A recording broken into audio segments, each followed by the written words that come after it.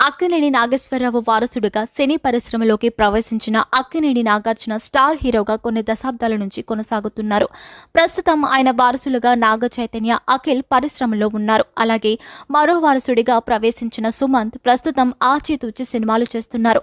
సుశాంత్ కూడా నటిస్తున్నారు. నాగార్జున మేనకోడలు సుప్రియ పవన్ కళ్యాణ్తో అక్కడ అమ్మాయి ఇక్కడ అబ్బాయి సినిమాలో హీరోయిన్ గా నటించింది. తర్వాత నిర్మాతగా కొనసాగుతుంది.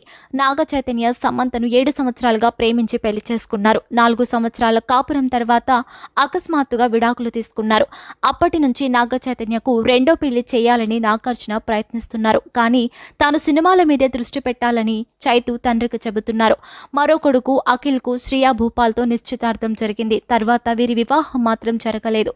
నాగ చైతన్య వివాహం కానీ అఖిల్ నిశ్చితార్థం కానీ నాగార్జున ఘనంగా జరిపారు. అయితే వీరిద్దరికీ పెళ్లిళ్ల విషయంలో ఇలా జరగడంతో ఆయన బాధపడుతున్నారు.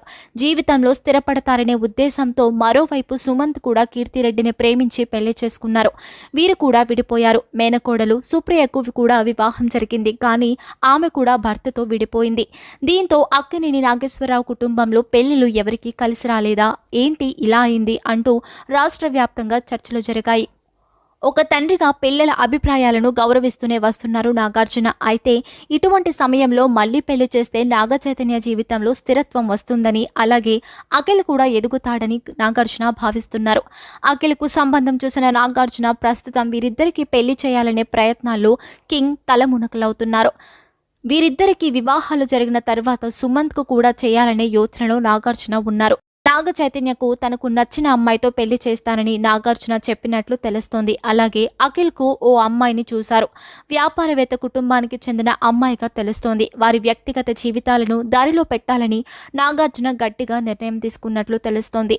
పెళ్లిళ్లకు సంబంధించి అధికారిక ప్రకటన వస్తుందనే ఆశతో అక్కినేని అభిమానులు ఎదురుచూస్తున్నారు.